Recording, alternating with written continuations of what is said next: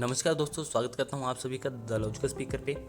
आज का मार्केट की अगर न्यूज़ देखी जाए तो मार्केट में सबसे बड़ी आज है गिरावट, क्योंकि आज 2021 की दूसरी सबसे बड़ी गिरावट जो है आज रिकॉर्ड की गई, जो कि 3.5% के आसपास है दोनों सेक्टर्स में। अगर निफ्टी की बात की जाए और सेंसेक्स की बात की जाए तो दोनों जगह 3.5% की गिरावट हमें नज़र आई है। सेंसेक्स के हिसाब से ये 1700 पॉइंट की गिरावट जो है दर्ज की गई है और निफ्टी के हिसाब से ये 500 पॉइंट से ज़्यादा की गिरावट जो है दर्ज की गई है। सेक्टर वाइज अगर परफॉर्मेंस चेक की जाए तो जो फार्मा सेक्टर वो सबसे कम जो है वहाँ पर नुकसान हुआ है, और सबसे ज़्यादा अगर गिरावट अगर देखी जाए तो वो PSU बैंक्स में जो है हमें इंडेक्सेस से निकल कर आ रही है, जो कि 9.26% बनता है।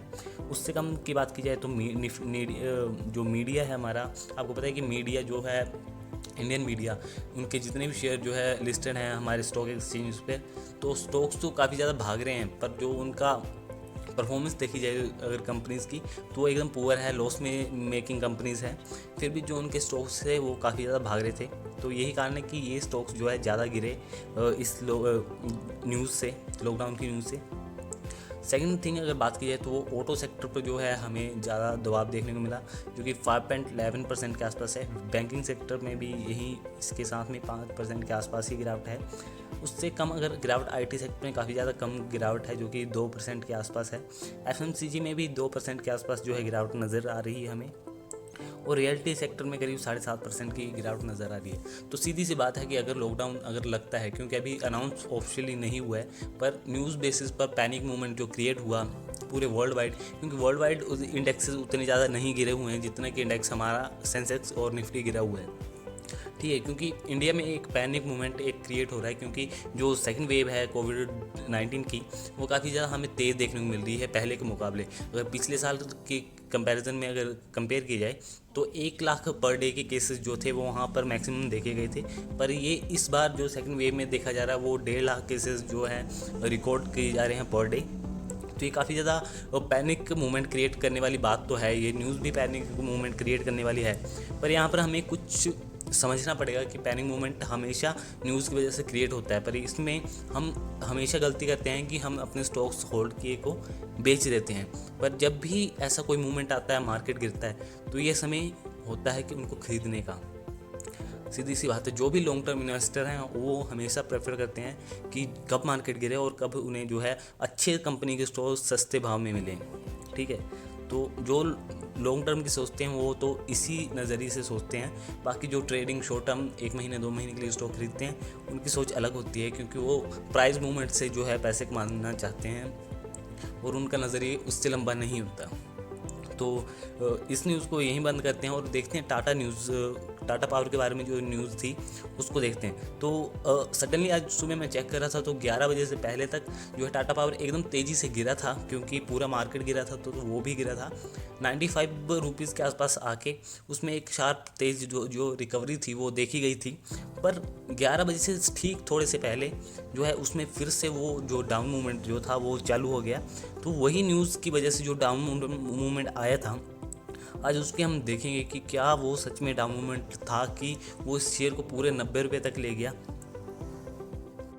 तो यहाँ टाटा पावर का जो चार्ट पैटर्न है मैंने ओपन कर लिया है। तो यहाँ पर आप देख सकते हो कि जैसे ही मार्केट ओपन हुआ, आज सारे मार्केट नेगेटिव में, जो पिछली क्लोजिंग से उससे कम में ही ओपन हुए थे। तो यहाँ पर शार्प एक गिरावट नज़र आ रही है, जो कि लॉकडाउन की न्यूज़ के चलते आई थी पूरे मार्केट में।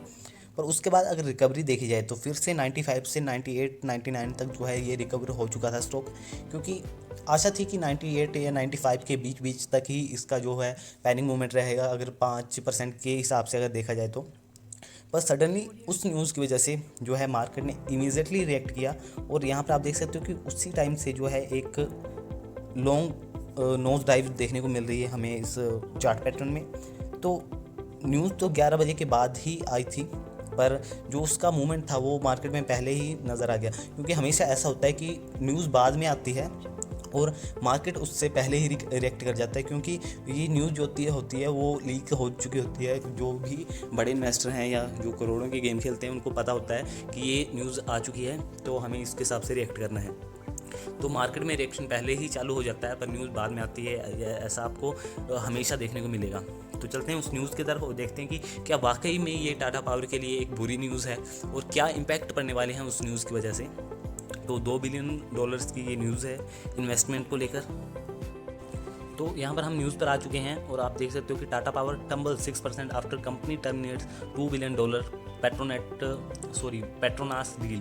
तो पेट्रोनास कंपनी का नाम है, जो कि एक मलेशियन कंपनी है, जिससे टाटा पावर के साथ जो है एक पावर को लेकर डील हो रही थी कि रिन्यूएबल पावर एनर्जी सोर्स से रिलेटेड ये डील थी।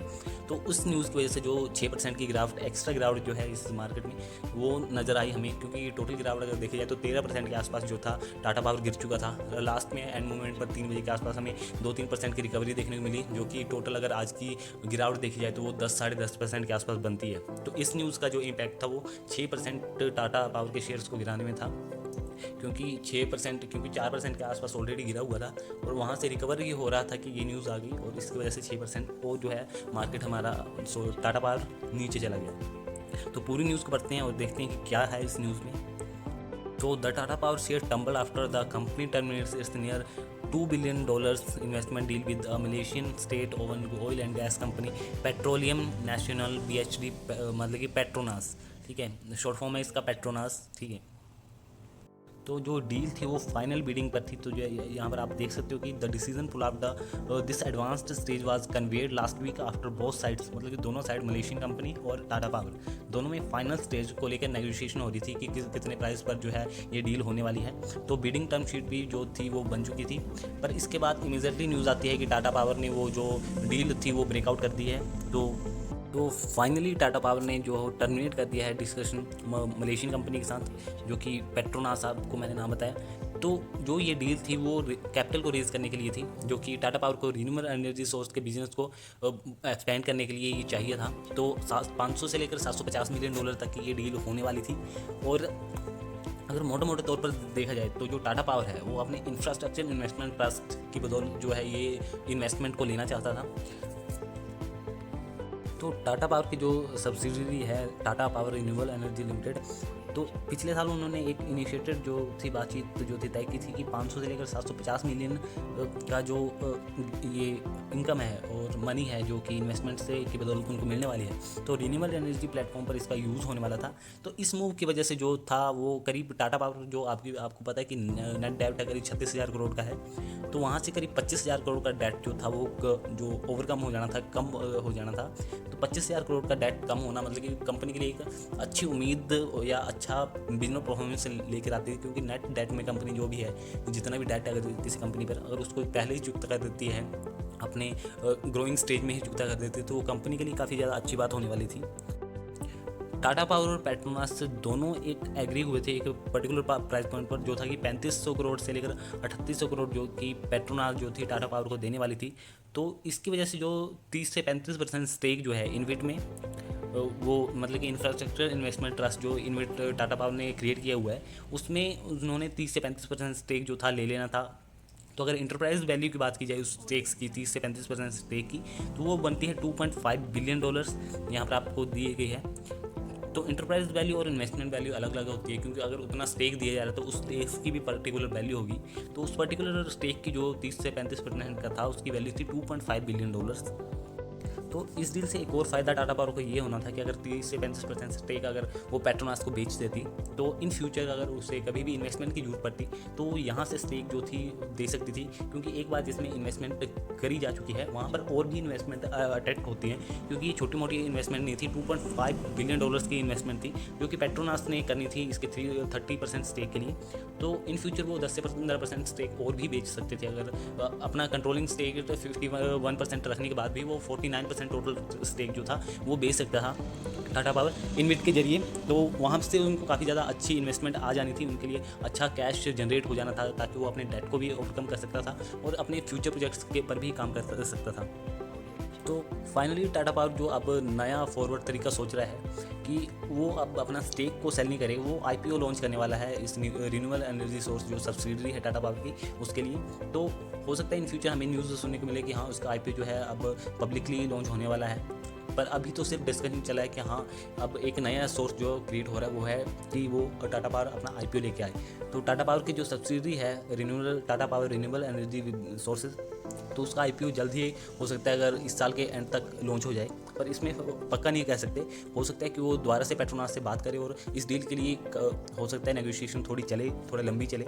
पर जो भी टोटल न्यूज़ है कि वो $2.5 बिलियन जो रुक गए टाटा पावर के, उसकी वजह से टाटा पावर जो है लंबे समय तक जो टाटा पावर के शेयर प्राइसेस में हमें मूवमेंट जो देखने को मिलना था, जो कि एक्सपेक्टेशंस थी बाकी इन्वेस्टर की, शेयर होल्डर्स की, कि हाँ इसमें अच्छा मूवमेंट देखने को मिल सकता है, तो वो अब कुछ डिले होता नज़र आ रहा है।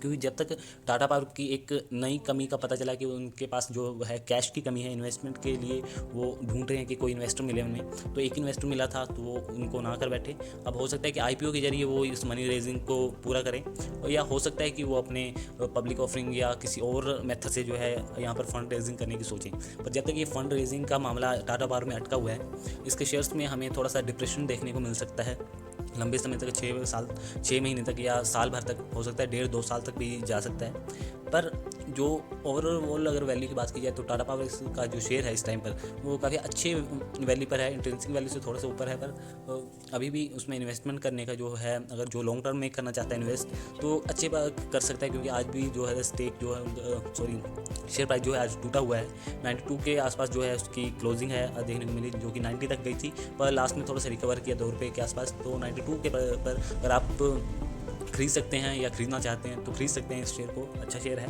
मैंने एनालिसिस इसकी की हुई है, इसकी एनालिसिस मैंने अदर वीडियोज़ में डाली हुई है, आप मेरे चैनल पर जाके इसकी वीडियोज़ देख सकते हैं टाटा पावर की। और आशा करता हूँ कि आपको समझ में आया होगा कि पूरा मामला है क्या और क्या इम्पैक्ट पड़ने वाले हैं टाटा पावर पर इस डीलिंग को लेकर।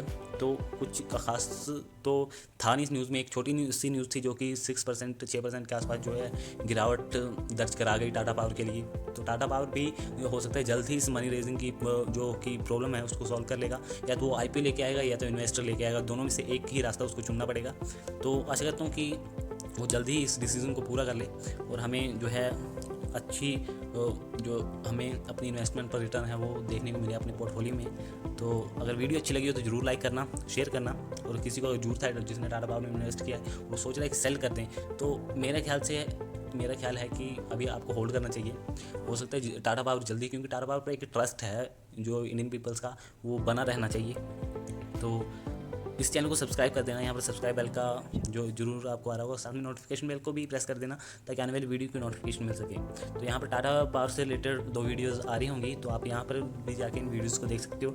और मिलते हैं किसी नई वीडियो में। तो TCS का रिजल्ट आज आ गया है, तो आप जब ये वीडियो देख रहे हैं उसके तो शाम तक मैं जो है 13 तारीख शाम तक इस वीडियोज़ को अपलोड कर दूँगा TCS को लेकर, क्योंकि TCS का प्राइस जो है अब 3200-3300 रुपये के आसपास जो है पहुँच चुका है। तो क्या TCS में इसके आगे भी कुछ उम्मीदें हैं कि क्या इससे आगे भी कुछ बढ़ सकता है TCS, तो इसके बारे में भी जो वीडियो है वो कल आ जाएगी, तो देखना ना भूलें इस वीडियो को भी।